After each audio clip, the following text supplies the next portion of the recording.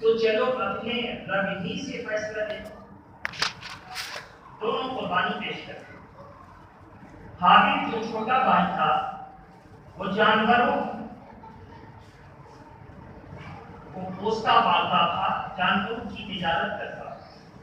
قابیل جو بڑا بھائی تھا کھیتی باڑی کرتا تھا۔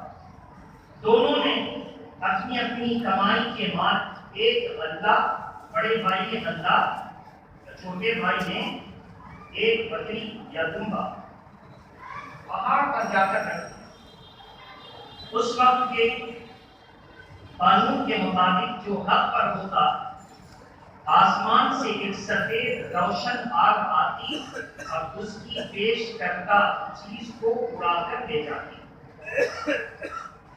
اور جس کی قربانی قبول نہیں ہوتی تھی اس کو چھوڑ دیتے۔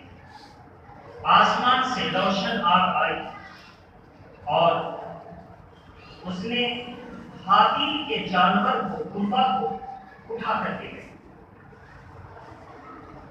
قابیل اللہ کے فیصلے کو بھی نہ مانا، اور اب تو کچھ نہیں کر سکتا، یہ تو قدرت کی چیز ہے، آگ آئی اور دے گئی، لیکن دل سے نہ مانا اور حابیل کا قاتل بن گیا، جانی دشمن۔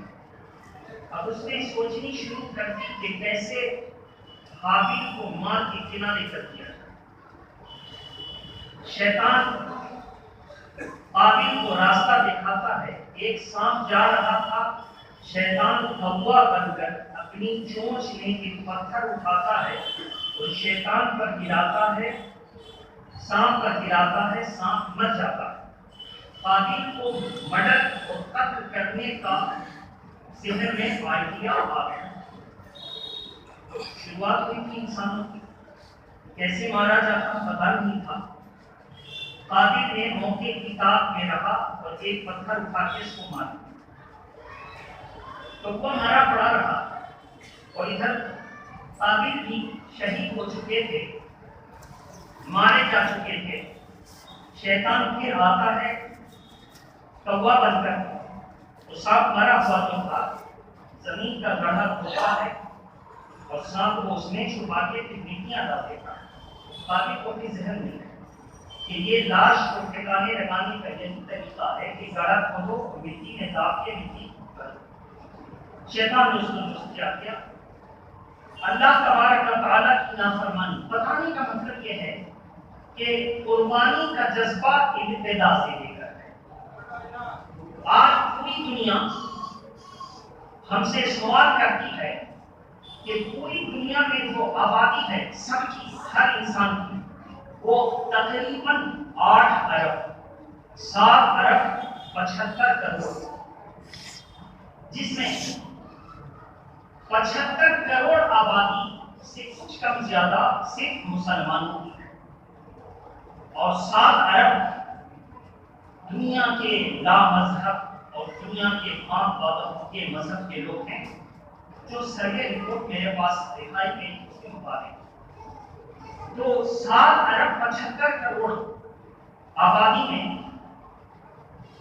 میرے محترم بزرگ اور دوستوں، جو جانور کا آنکڑا دکھایا گیا ہے تو تقریباً 8 ارب جانور، 8 ارب آبادیوں کے لیے 8 کروڑ جانور گوشت کھانے کے نام پر مارے جاتے ہیں، ذبح کیے جاتے ہیں۔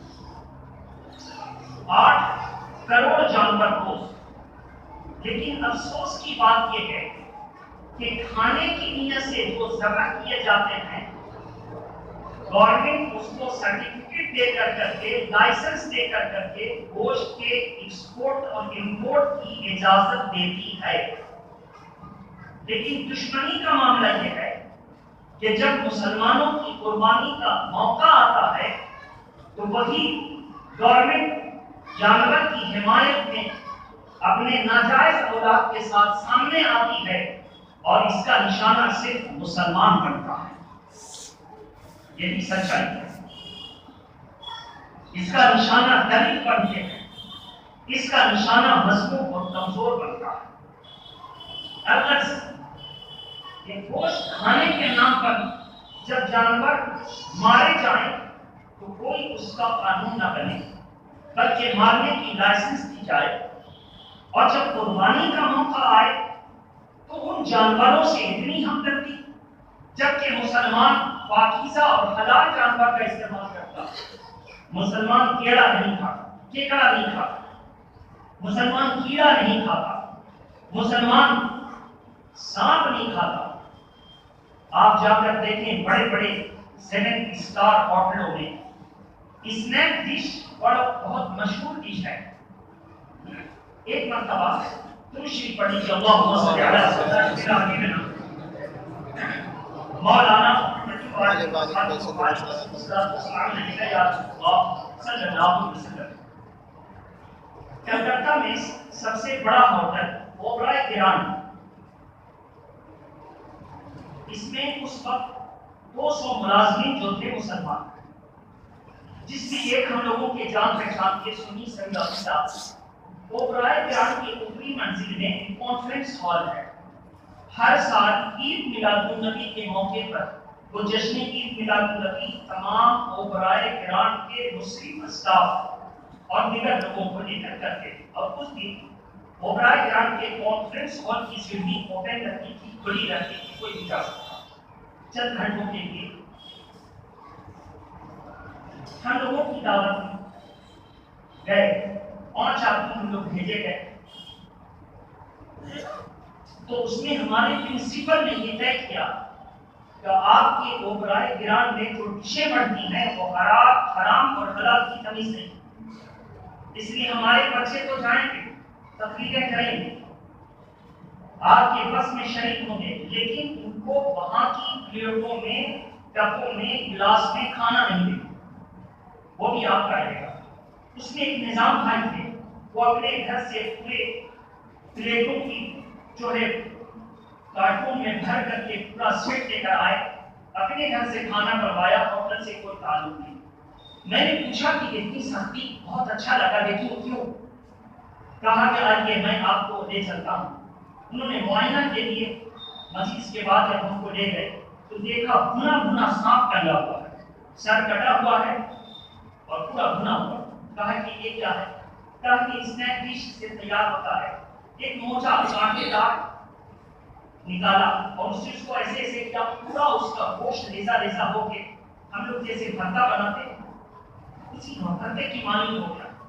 طرح طرح کے سلاد کو کاٹ کے اس کو سجایا۔ کہا کہ یہ جو چائنیز لوگ آتے ہیں، جاپنیز آتے ہیں اور ویسٹرن کلچر کے لوگ آتے ہیں، بڑے شوق سے اسنیک ڈش کھاتے ہیں اور بھاری رقم ادا کرتے ہیں۔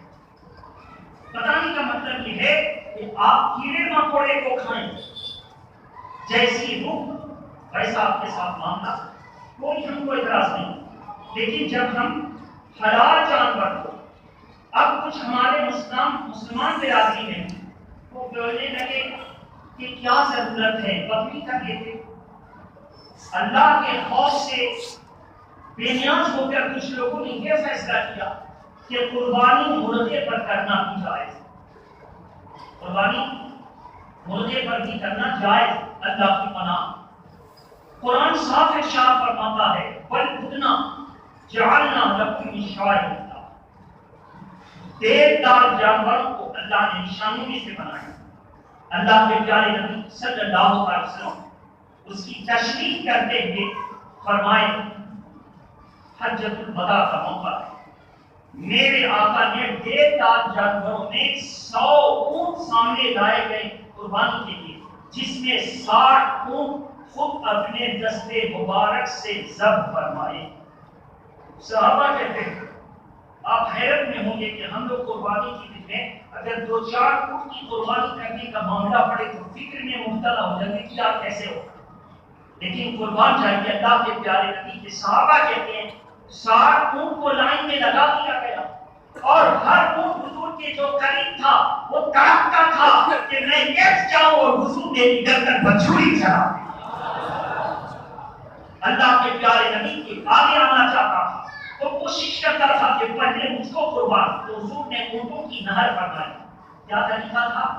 اونٹ کے 3 پیر پر کھڑا کر دیا گیا، بایاں والا ایک پیر اس کے گھٹنے میں ایسے سٹا کے باندھ دیا گیا اور اس کے بعد وہ 3 پیر سے خود کے سامنے آیا اور حضور کی بارگاہ میں گردن دبی کر کے کھڑا ہو گیا۔ اللہ کے پیارے نبی نے اس کی گردن میں جو ہے نیزہ مار کر کے نہر فرمایا۔ چھری چلانا اس کو کیا کہیں گے؟ ذبح۔ نیزہ مار کے نہر فرمانا اس کو نہر فرمایا، اور جب نہر فرمایا باری باری سارے منہ طرف طرف کر کے آتے اور چاہتے کہ میں خود پہلے حضور کے ہاتھوں سے ذبح کر کے قربان کر دیا جاؤں۔ یہ اندازہ تھا جانوروں کا۔ ایک موقع پر اونٹ کی تعداد کم ہو گئی، اللہ کے پیارے نبی نے ارشاد فرمایا اونٹ پر بھی 7 آدمی، وہ بڑے جانور گائے پر بھی 7 آدمی۔ اے عائشہ تم اپنی طرف سے اور لوگوں کی طرف سے گائے کو ذبح کر۔ قرآن کا ارشاد اللہ تبارک و تعالیٰ نے پارہ نمبر 1 میں فرمایا ان تذبحوا بقرہ، بنی اسرائیل کا واقعہ تھا جس نے گائے کو ذبح کرنے کی اجازت دی۔ بعض نام نہاد لوگ کہتے ہیں کہ نہیں، حضور کی حدیث پاک ہے کہ گائے کے گوشت میں بیماری ہے اور اس کی دودھ میں شفا ہے۔ بے شک یہ حدیث پاک ہے، لیکن ذرا سا دھوکہ کر کے نہ بیان کرتے، صاف صاف بیان کرتے تھے کہ پورا اس کا منظر کیا ہے، پیش منظر بھی اور پس منظر بھی۔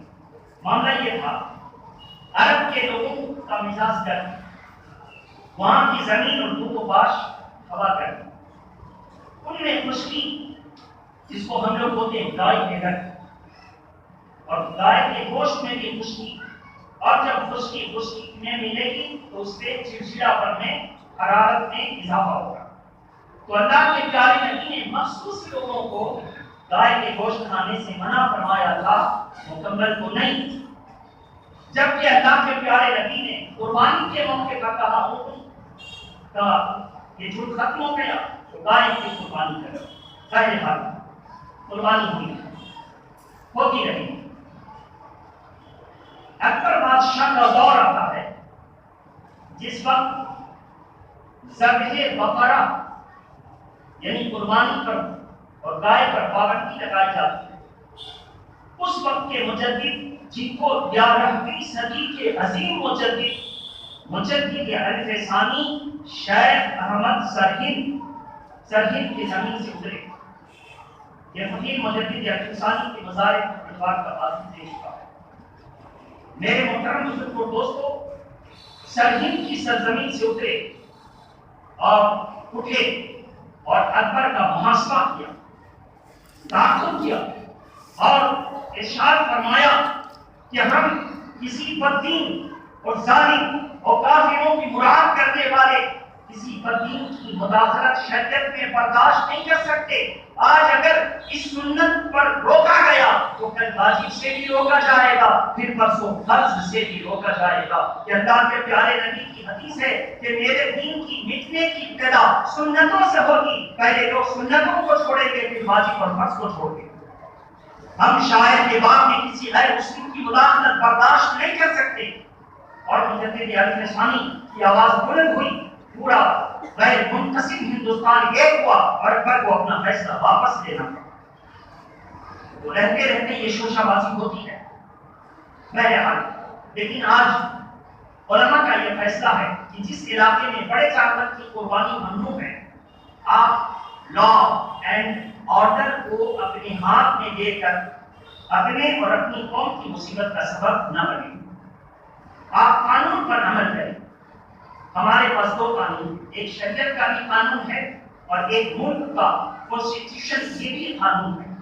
ہم جمہوری ملک میں رہتے ہوئے دونوں قانون پر عمل کریں۔ جہاں پہ ہم کو اجازت ہے وہاں پہ ہم کریں، اور جہاں پہ اجازت نہیں ہے وہاں پر ہم اپنے آپ کو اور اپنی قوم کو مصیبت میں نہ ڈالیں، کیونکہ ذبح بقر سے زیادہ ضروری ہے اپنی قوم کی جان مال عزت و آبرو کی حفاظت کرنا۔ ساری باتیں میں نے آپ کے سامنے کھول کر رکھی۔ اب اس پر کوئی یہ نہیں کہہ سکتا کہ یہ ضروری وہ ضروری۔ قرآن اور حدیث کا پیغام بھی دے دیا اور آج کا سلگتا ہوا مسئلے کا حل کیا ہے اس کا بھی پیغام دیا۔ تو اب کوشش کرنی چاہیے، افسوس کہ ہماری نمائندگی ہندوستان کی پارلیمنٹ میں نہیں ہے، اگر ہماری نمائندگی پارلیمنٹ میں ہوتی پہنچنے کو جیسا کہ لوگوں نے مجھ کو بتایا 27 مسلم پارلیمنٹین پہنچ گئے، ایم پی بن کے پہنچ گئے، لیکن ان 27 میں سے ایک کو بولتا ہے، باقی سب تو سانپ سونگھا گونگے بن کر کے یا تو ان کی حمایت کرتے ہیں یا خود مسلمانوں کے خلاف آواز اٹھاتے ہیں۔ کیا فائدہ ایسے مسلمان سے؟ اس لیے میرے محترم بزرگ اور دوستوں، ضرورت اس بات کی ہے کہ جب پارلیمنٹ میں ہماری تعداد موجود نہیں ہے تو ہم اب زمینی سچ کر کے یہ دکھائیں کہ ہم اللہ اور اس کے رسول کے قانون پر عمل کریں، اپنی مسجدوں کو آباد کریں اور ایسا کوئی موقع نہ دیں کہ دشمن اس معاملے کو جو ہے ایشو بنا کر اور اختلاف کا سبب بنا کر ہمیں اور ہماری قوم کو نقصان پہنچانا شروع کریں۔ ہم لوگ عقل سے کام کریں۔ میرے محترم بزرگ اور دوستوں، تو جب ہم ایسا کریں گے تو انشاءاللہ ہماری قوم کا بھی بھلا ہوگا اور ہم آپ اللہ کے نزدیک سرخرو بھی ہو جائیں گے۔ درود شریف پڑھیں، اللہم صل علی سیدنا مولانا محمد وآلہ وصحبہ وبارک وسلم، صلاۃ و سلام علیک یا رسول اللہ صلی اللہ علیہ وآلہ وسلم۔ اس لیے علماء نے یہ اعلان کیا ہے مجلس کی طرف سے، مجلس علماء مغربی بنگال۔ میں آپ کو یہاں پہ ایک بات بتا دوں، مجلس علماء مغربی بنگال جو 27 جولائی کو رانی راشمنی روڈ میں ایک عظیم شان کانفرنس بلایا تھا، وہ کانفرنس بہت کامیاب ہوئی اور حکومت نے نوٹس کیا۔ مجلس علماء مغربی بنگال کی طرف سے یہ اعلان آیا کہ وہ آپ تمام لوگوں کا، جن لوگوں نے شرکت کی، جن لوگوں نے گاڑیاں بھیجی، جن لوگوں نے کسی حیثیت سے بھی حصہ لیا اور اس مجلس میں شریک ہو کر کے اپنی آواز کو بلند کیا، اور محبت قائم کرو، محبت قائم کرو، دشمنی کو مٹاؤ اور ہندوستان کے قانون کو، جمہوری قانون کو بچاؤ، جمہوریت کی حفاظت کرو، مورچی کو بند کرو، یہ ساری صدائیں جو بلند کی، مجلس علماء مغربی بنگال آپ سب کا تہہ دل سے شکریہ ادا کرتی ہے، اور میں اپنی زبان سے بھی آپ سب کا تہہ دل سے شکریہ ادا کرتا ہوں کہ آپ لوگوں نے مجلس کی آواز پر اپنا قیمتی وقت دیا اور اس کانفرنس کو کامیاب بنایا۔ اس کے ساتھ میرے محترم بزرگ اور دوستو، جب اللہ کا قانون ہے کہ قربانی کرو تو پھر ایک شوشہ اٹھا کہ بھائی قربانی میں جو پیسہ برباد کیا جاتا ہے، مثلا ایک جانور میں سب کی ضرورت پوری ہوگی تو ہر گھر سے قربانی، ہر گھر میں 5 آدمی، 5 کی طرف سے قربانی کرنے کی کیا ضرورت ہے، ایک کر دیا جائے اور جو پیسہ بچے اس کو قوم کے کاموں میں لگایا جائے۔ یاد رہے، اب یہی آواز اٹھی تھی ایک اور کہ ہر سال حاجیوں کا ایک طوفان اٹھتا ہے اور حج کرنے کے لیے جاتے ہیں، جو حج پر پیسہ خرچ کیا جائے وہ کسی غریب لڑکی کی شادی پر خرچ کر دیا جائے تو یہ حج اکبر کا ثواب ملتا ہے۔ یہ اپنی طرف سے تھا۔ قرآن کا قانون کیا ہے؟ قرآن کا قانون ہے من استطاع الیہ سبیلا، جس کو حج کی استطاعت ہے اللہ نے اس پر حج فرض کیا، حج کے علاوہ اگر کوئی کام کرے گا تو اللہ کو حکم دیا۔ قربانی کا بھی حکم یہ ہے، اللہ کے پیارے نبی ارشاد فرماتے ہیں ان 3 دنوں میں اللہ کے نام پر خون بہانا اللہ کو تمام عبادات سے سب سے زیادہ پسند ہے۔ یعنی اگر کوئی خون نہ بہائے اللہ کے نام پر اور اسی رقم نہیں، اس کا کروڑ گنا زیادہ رقم کو اللہ کی راہ میں خرچ کے پوری دنیا کے غریبوں کے مسئلے کو حل کر دے، پھر بھی قربانی سے زیادہ وہ پسندیدہ نہیں ہوگا، قربانی چھوڑنے کا وبال اس کے سر پر رہے گا۔ تو جو اللہ کا قانون ہے ہم اس کے ذرہ برابر ہیر نہیں کر سکتے۔ جن لوگوں نے یہ وسوسہ کیا مسلمانوں کو، اب ان کے وسوسے کا توڑ کیا ہے؟ ان کے وسوسے کا توڑ یہ ہے کہ آپ کے ہاتھ میں 5000 کا بھی موبائل رہتا تو کام چل جاتا، کوئی کام چل جاتا نا۔ آپ 50,000 سے لے کر 1.5 لاکھ کا ایپل کمپنی کا موبائل لے کے جو گھومتے ہیں، آپ کو شرم نہیں آتی؟ آپ اتنی قیمتی موبائل نہ خرید کر وہی روپیہ غریبوں میں خرچ کر دیتے۔ समझे ना, ये उनका तो। दूसरी बात, सऊदी अरब गवर्नमेंट और अरब मुत्तहिदा इमारत जो है, इनके बारे में आपने सुना था कि सर्च कीजिए, उनका बैतुल खुला भी सोने का, हाथ धोने के लिए बेसिन सोने का, उनकी कार सोने की, उनका बेडरूम में बेड सोने का। ये अय्याशी के सामान ये सब खर्च न करते, अगर कौम की फलाह व बहबूदी पर तवज्जो दी जाती तो क्या कौम का भला ना होता? तो जिसको तुम अय्याशी में खर्च कर रहे हो, और आज की दुनिया में हम लोग बड़ा शादियों पर बेतहाशा खर्च करते हैं, उस वक्त सोचेंगे ये बेतहाशा खर्च न करके इसी खर्च को बचाएं और कौम की गरीब बच्चियों को तैयार कर करके या तो अपने साथ शादी करा दें या फिर कौम की बच्चियों के घर में जरूरत की चीजें भेज दें, ताकि हम अपने फजूल खर्ची से रोककर अपनी कौम का भला करें। लेकिन ये कभी किसी से ना हो सका। उसको आखिर आई तो अल्लाह उसके रसूल के कानून में आखिर आई, अपनी फजूल खर्ची के वक्त वो अय्याशी करता रहा और कौम वाह वाह डर करके उसकी दिलजोई करती रही। वो ये सही है कि गलत है? लेकिन जब दिल में दया आया, मोहब्बत और मरफत ने जन्म किया, तो फिर शैतान ने वसवसा किया, हज को रोको, गरीब की मदद, कुर्बानी रोको, गरीब की मदद करो। यही बोल देता कीमती मार्बल घर में मत लगाओ, गरीब की मदद करो। यही बोल देता 1.5 लाख का मोबाइल मत खरीदो, गरीब की मदद करो। यही कह देता 10 लाख की गाड़ी में घूमो, 50 लाख की गाड़ी और 1 करोड़ की गाड़ी में मत घूमो, गरीब की मदद करो। यही बोल देता कि अपनी बिल्डिंग को करोड़ों की मत बनाओ, रहने के मुताबिक बनाओ, गरीबों की मदद करो। तो ये शैतानी वसवसा है कि अल्लाह के कानून को तोड़ो और गरीब की मदद करो। रहमानी कानून तो यह है कि तुम फजूल खर्ची को मिटाओ और अल्लाह के बंदों की मदद करो। ये रहमानी कानून। अगर आपको अपनी वसवसा अपनी देता है तो आप उसके वसवसे पर अमल करें, आप अल्लाह उसके कानून पर अमल करें। अब रहा सवाल कुर्बानी के जानवर के हवाले।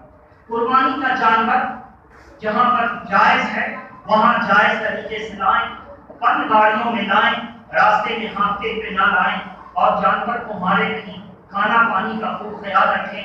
और कुर्बानी के दिन में गलाजत और गंदगी से मुकम्मल अपने पूरे शहर, गली, कूचे, मकान और कूड़े के ढेर पर साफ सफाई का ख्याल रखें। और जब आपको गोश्त वगैरह ले जाना हो तो मुकम्मल तौर पर ढक कर ले जाएं, ट्रेन और बस के जरिए नहीं, बल्कि प्राइवेट कार करके अगर ले ही जाना है तो और लेकर जाएं। लेकिन जहां तक हो सके कि अपने मोहल्ले का मामला तय करें। गरीबों के घर में खोज करके उनको दावत दे दें, या मेरे यहाँ कुर्बानी है, आकर गोश्त ले जाइएगा, या फिर आप उसके दरवाजे पर पहुंचाएं। और एक चीज ध्यान में रखिए कि कुर्बानी के जानवर में जो शिरकत हो रही है उसमें अकीका वाला भी शरीक हो सकता है। कोई अकीका वाला भी, एक जानवर पर कुर्बानी और अकीका दोनों लोग शरीक हो सकते हैं। और जानवर में कान कटा ना हो, आंख उसकी या तो भेंगी या अंधी ना हो, दांत पूरा हो, ये सब देख लीजिएगा, दुम कटी हुई ना हो, सींग टूटी हुई ना हो। अगर थोड़ी महू टूट गई तो मकरूह तो है मगर कुर्बानी हो जाएगी, लेकिन अगर जड़ से सींग निकल गई तो कुर्बानी नहीं होगी। इसलिए इन 4 चीजों को, कान, सींग, आंख और दुम वगैरह को देख लेकर आप कुर्बानी के जानवर को करें। बड़े जानवर की उम्र में ऊंट 5 साल का, 2 साल का होना चाहिए, ऊंट 5 साल का, गाय 2 साल की होनी चाहिए, और बकरी, बकरा, खस्सी ये सब 1 साल का। दुम्बा के बारे में गिरूह में कि दुम्बा और भेड़ का बच्चा अगर दूर से देखने में लगता है कि साल भर का है, मगर है वो कितने दिन का, 6 महीने का, तो सिर्फ उसकी कुर्बानी जायज है। नहीं तो छोटे जानवर में सबकी कुर्बानी 1 साल, दांत टूटा हो या ना टूटा हो, किताब में दांत का जिक्र नहीं है बल्कि उम्र की कैद है। छोटा जानवर 1 साल, दरमियानी जानवर 2 साल, बड़ा महमूद जानवर जो है ये 5 साल की उम्र की रखी गई है। हम और आप संजीदगी से कुर्बानी करें। आज 29 तारीख है, हम आपके फायदे के लिए बता दें कि 29 तारीख को आज आला हजरत के वाली बुजुर्ग अल्लामा नकी अली खान का उर्से मुबारक बरेली शरीफ में चल रहा है।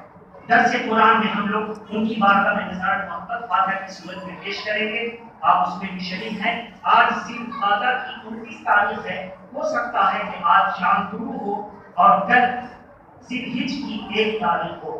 इससे पहले हम आज ही नाखून तराश लें, बाल को बना लें, जो करना है आप कर लें। लेकिन जैसे ही قربانی کا ارادہ ہے اور چاند نکل گیا تو اللہ کے رسول نے فرمایا کہ نہ ناخن بنائیں نہ بال تراشیں، بلکہ قربانی کے جانور قربانی کے دن بنائیں تاکہ اللہ کی بارگاہ میں آپ کے نسک اللہ کی بارگاہ میں پیش ہو گئے۔ کسی غریب نے پوچھا یا رسول اللہ میں قربانی کے لیے ہمت کرتا ہوں مگر سرمایہ موجود نہیں ہے۔ اللہ کے پیارے نبی نے اس کی دلجوئی کے لیے بھی فرمایا کہ تم بھی بال مت بنانا، اور جب قربانی کا دن ہو تو ناخن بال وغیرہ کو دور کرنا، تمہاری قربانی کا ثواب تمہیں اللہ عطا فرمائے گا۔ تو بہرحال یہ دونوں کے لیے حکم ہے جو قربانی کا ارادہ کرتے ہوں گے کہ بھی آج عصر کے وقت تک کا ٹائم ہے، آپ حضرات عصر کے وقت تک بنا لیں اور 10 دن آپ ناخن اور بال میں چھیڑ چھاڑ نہ کریں، یہ سنت ہے، لیکن اگر ضرورت آ گئی تو پھر اس پر آپ عمل کریں۔ وآخر دعوانا الحمدللہ رب العالمین۔